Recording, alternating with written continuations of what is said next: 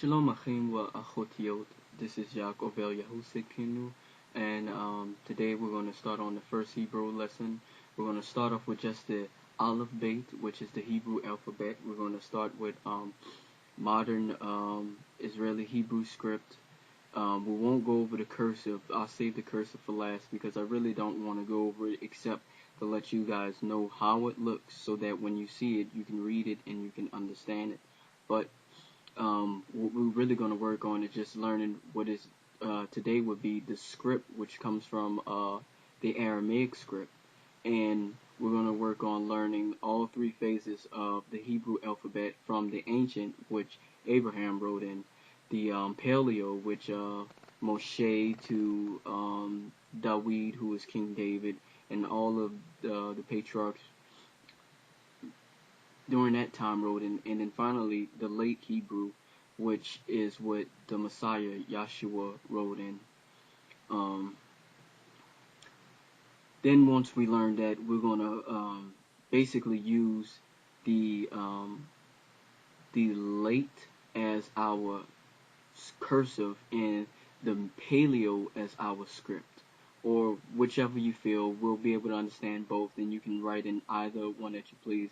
But I believe it's important to learn the ancient, not for us to write or communicate in it, but to understand what each of the letters are. You get a deeper understanding of the language once you know what the letters are. So we learn in the ancient simply for understanding. But right now we're going to learn the modern script, so you'll be able to recognize it and read it when you see it. Okay? We're going to start here. Can you see the entire alphabet, or Aleph Beit?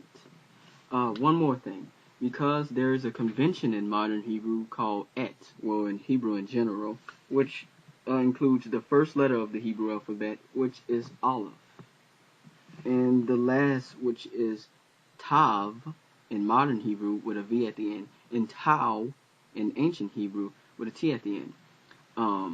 I'll go further into why I make the distinction between V's and W's, or V sounds and W sounds, later on throughout this video. Okay, so I believe that the et, that's what it, since it's a convention in Hebrew, which is the first and last letter of the Hebrew alphabet, and you basically use it for direct objects and certain nouns. Usually when you have something like an article in the beginning, which is like you get you put et before. It's sort of like it's bringing that direct noun into existence. That's how I see it. Because the first line of Genesis in the Hebrew Tanakh, which I have a copy here,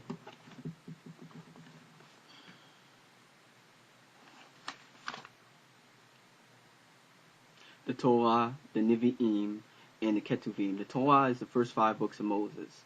The Nevi'im is the prophets, like Jeremiah, Ezekiel, so on and so forth. Ketuvim is the writings, like Kings and Chronicles, and so on and so forth. Okay. What was I saying? About the et. Oh yeah, the first line of Genesis is Bereshit bara Elohim et Hashemayim wa ha'eretz, which means Bereshit bara Elohim.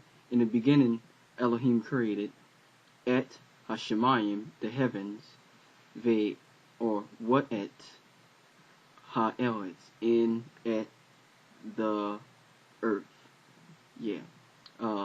When it say et Hashemayim, it means et the heavens, and ve'et ha'eretz, that means in et the land. So you can see how that is used. So basically when you put a vav, which is this letter, wait, right there, that letter in between the aleph and the tau, you get the word ot, which is a letter or a sign or wonder. And when you put the feminine plural ending ot on it, it becomes otiot, which or signs, letters, or wonders.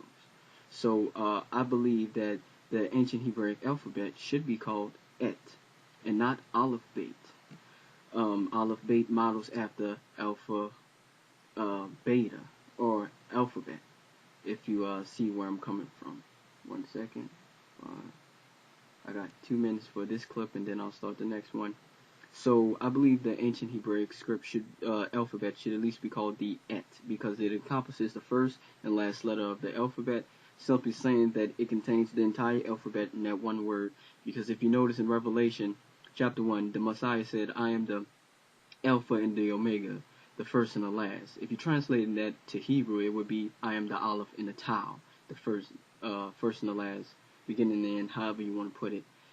So he is essentially calling himself the Et, or the sum of the entire Hebrew alphabet, the word which brings the other things into existence. Because we know that the word was used in the beginning. Elohim spoke, Yah spoke in the beginning with his words and created all things.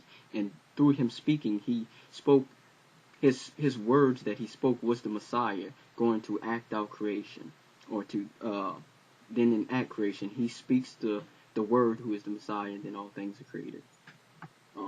So I'm going to end this clip right here and start on the next one.